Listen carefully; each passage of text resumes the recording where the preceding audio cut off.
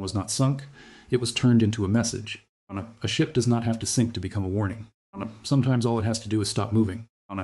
That is what happened to the Lion Star, a Gambia-flagged cargo vessel that tried to keep pushing toward an Iranian port after again and again to turn around. Not once. Not twice. More than 20 times.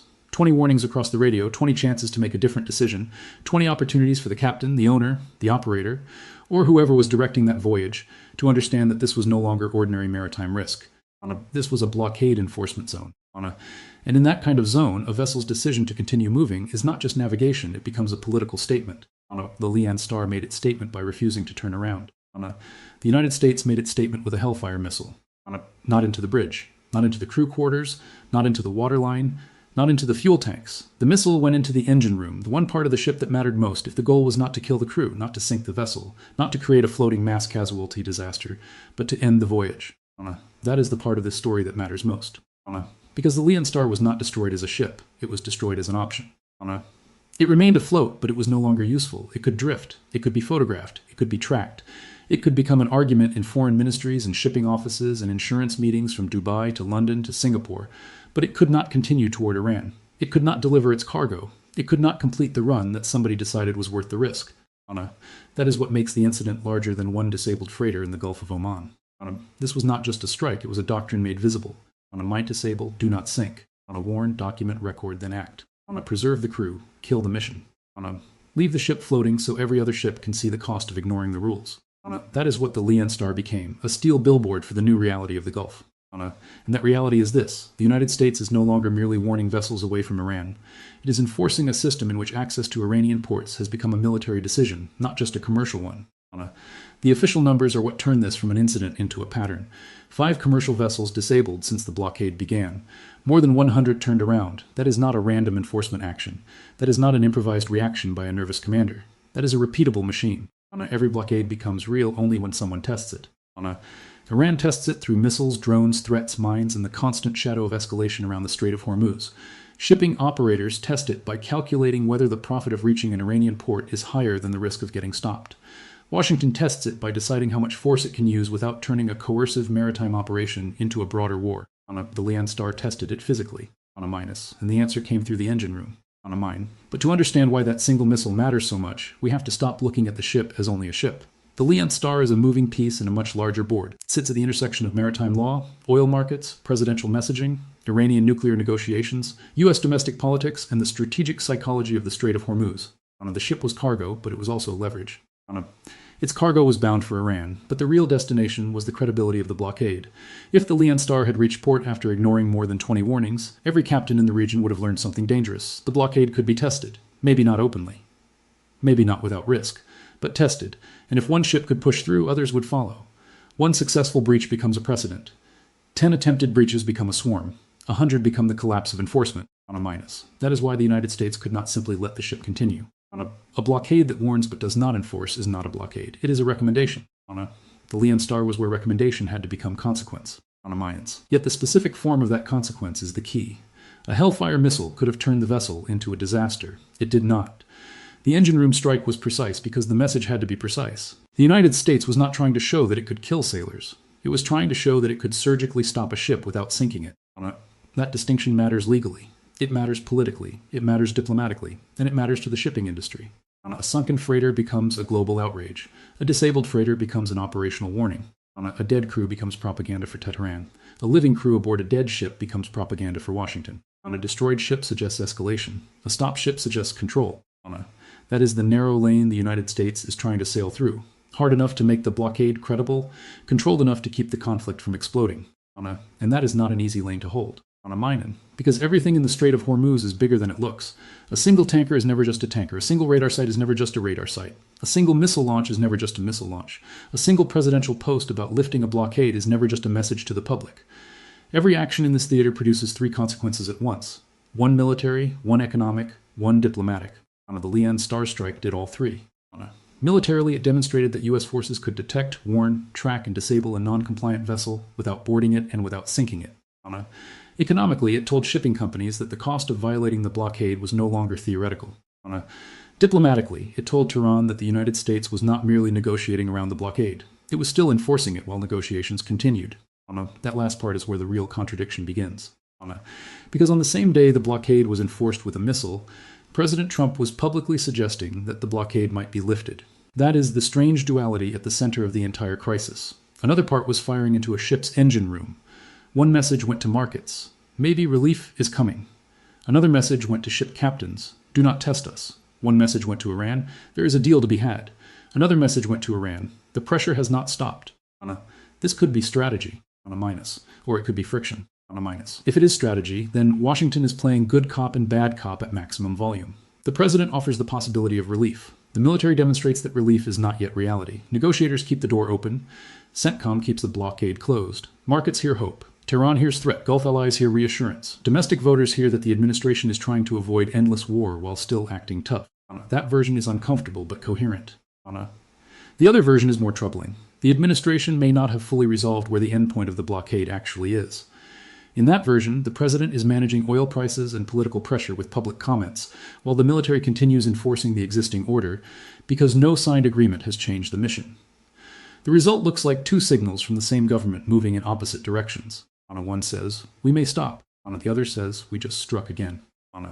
For Iran, that ambiguity can be useful or dangerous. Useful because it suggests Washington is under pressure. Dangerous because it makes the threshold for U.S. action harder to read. A state that cannot tell whether the United States is preparing to de-escalate or intensify is more likely to miscalculate. And miscalculation is the real enemy in the Gulf. Not because they have too many strategies operating at once. Iran wants sanctions relief, but it also wants to preserve the image of resistance. The United States wants to force a nuclear deal, but it also wants to avoid oil shock and regional war. Gulf states want protection, but they also want commercial stability. Shipping firms want profit, but they cannot price risk if the rules keep changing. Energy markets want certainty, but the Strait of Hormuz is now a headline-sensitive nerve ending. That is why the Lian Star matters. It gives everyone one clear data point in a crisis full of ambiguity. If a ship tries to reach Iran without authorization and ignores repeated warnings, the United States is willing to disable it. That is clarity. But clarity at sea does not solve the larger uncertainty on land. The blockade has two audiences. The first is Iran, the second is everyone else. For Iran, the blockade is designed to squeeze revenue, restrict imports, complicate military resupply, and force Tehran to accept terms it would otherwise reject. It is an economic weapon enforced by naval power. Instead of bombing every facility that supports the Iranian state, Washington is trying to control what can enter and leave the country by sea. That is slower than an air campaign, but in some ways more suffocating. Airstrikes destroy what exists. A blockade controls what can be replaced. That is why blockades can be so powerful. They do not only damage the present, they attack the future. A missile stockpile can be depleted. Replacement parts can fail to arrive. Export revenue can shrink. Insurance becomes prohibitive. Foreign firms hesitate. Smuggling becomes more expensive. Every day the blockade holds, the economic and military system behind Iran's resistance becomes harder to sustain. But the second audience may be even more important. Shipping operators, insurers, energy traders, Gulf governments, and neutral states. The blockade only works if they believe it works. That is why the Lian Star's engine room strike is not just a military act. It is a market communication. It tells ship owners that attempted violations will not merely produce paperwork. It tells insurers that a voyage toward Iran is a different category of risk. It tells cargo brokers that a vessel may never reach destination. It tells captains that one more mile may be the mile that ends the ship's propulsion. It tells port authorities that the United States is willing to enforce the line from a distance. The ship becomes a price signal. That matters because maritime trade is built on calculation. Captains calculate routes, owners calculate profit, insurers calculate risk, charterers calculate delay, traders calculate scarcity, governments calculate escalation. The Lian Star changed those calculations not by sinking, but by floating helplessly. A sunken ship disappears beneath the water. A disabled ship remains visible. Visibility is part of the punishment. Every vessel that sees the Lian Star's fate does not need a speech from CENTCOM. The lesson is sitting in the Gulf of Oman, steel intact, engine dead, voyage over.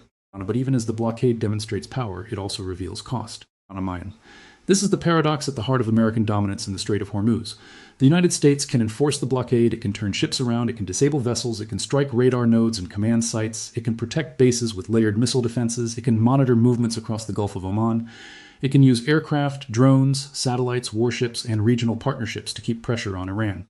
But if it has to do all of that every day, then Iran's leverage is still real. That is the uncomfortable point. Dominance is not the same as effortlessness.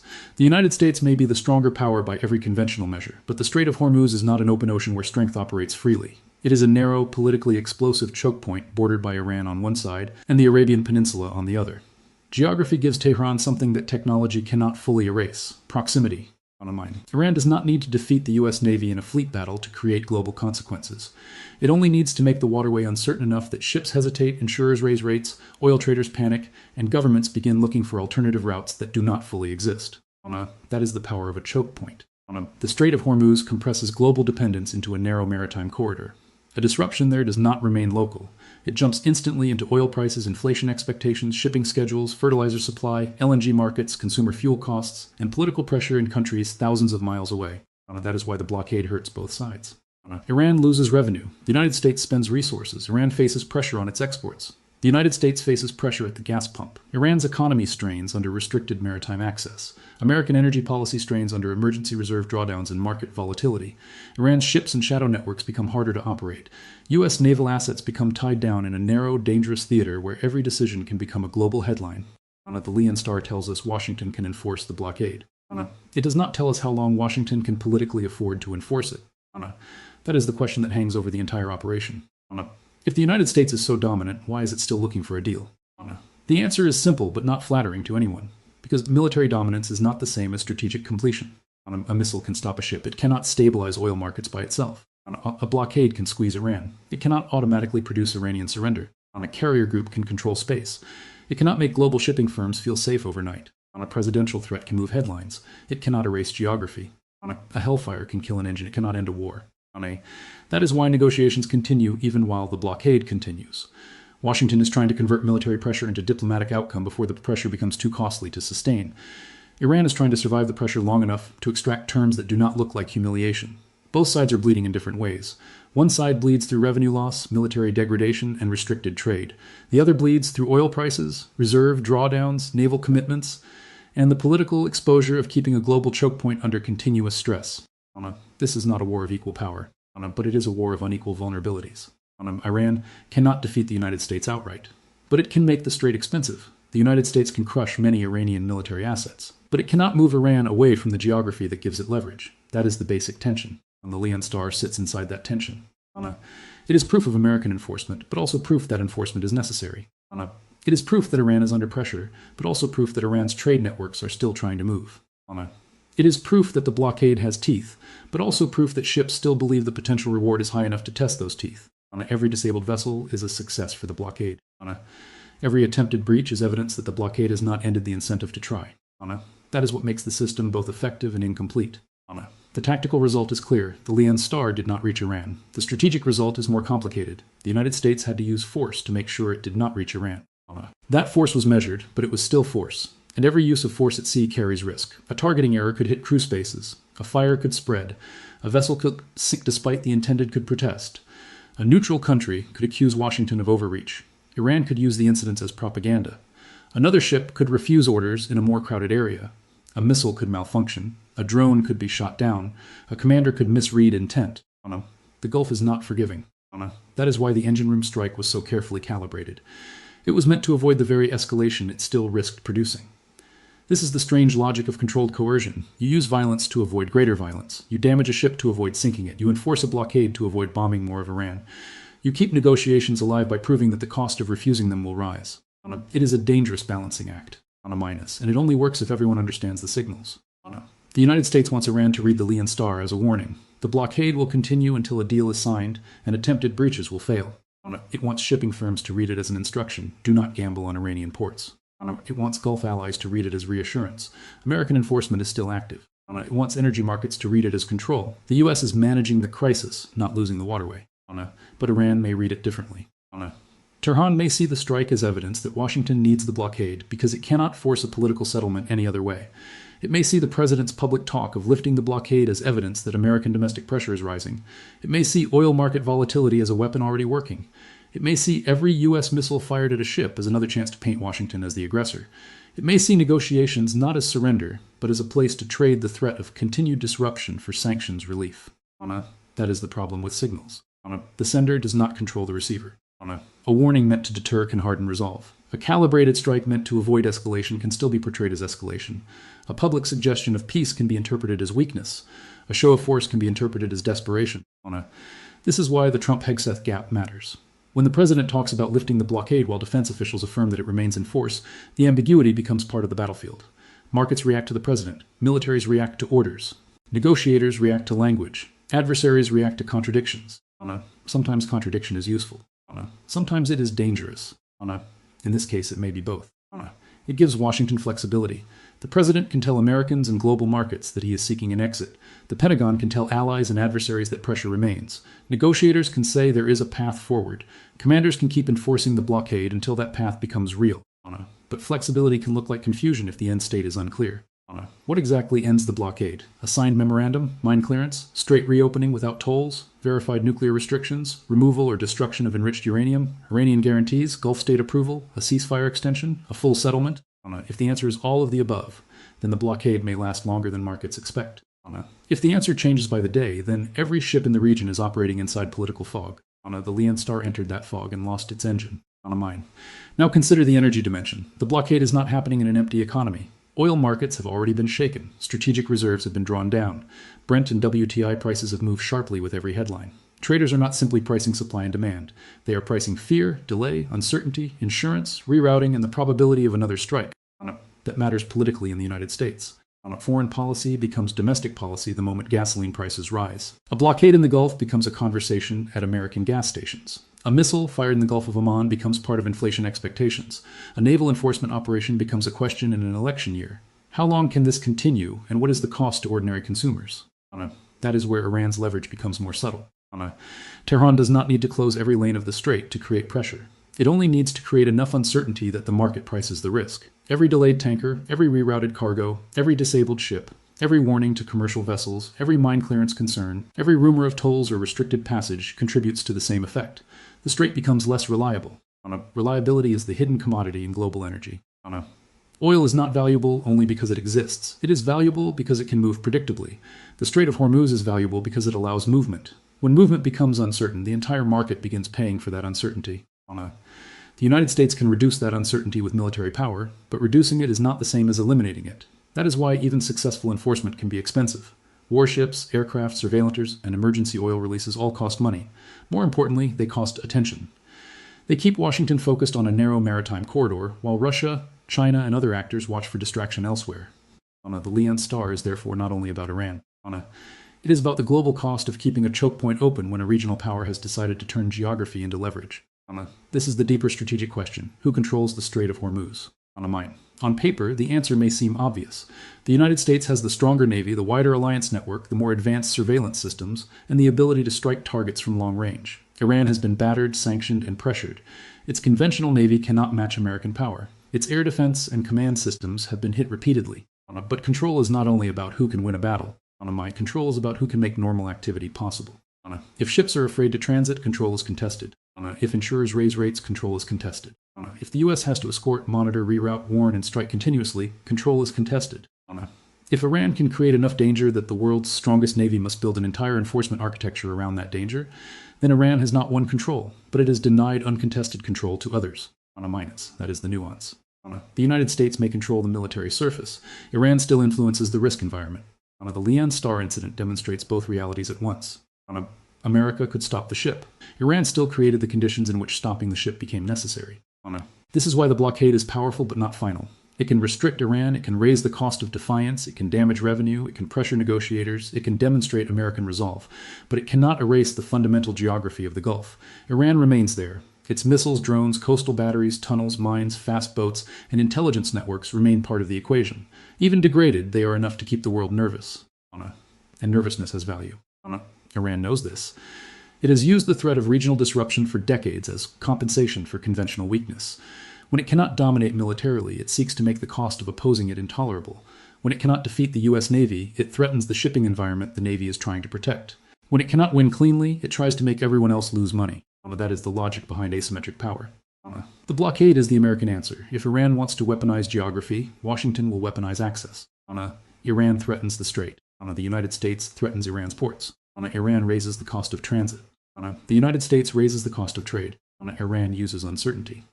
The United States uses enforcement. The Leon Star was caught between those two strategies.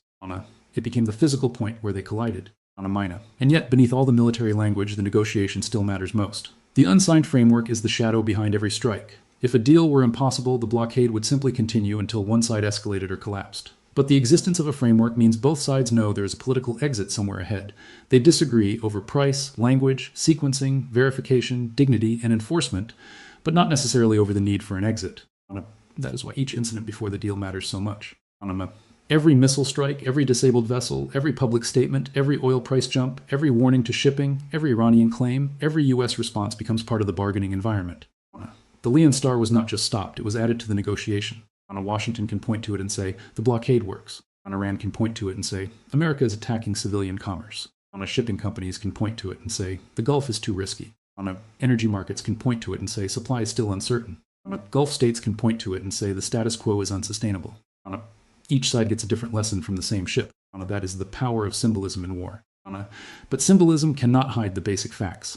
The Leon Star ignored more than 20 warnings. It tried to continue toward an Iranian port. It was disabled by a precision strike into its engine room. It did not sink. Its mission failed. The blockade remained in force. More than 100 other vessels had already turned away. The message was received across the maritime world. This is how enforcement changes behavior. Most ships do not need to be hit. They only need to believe they could be.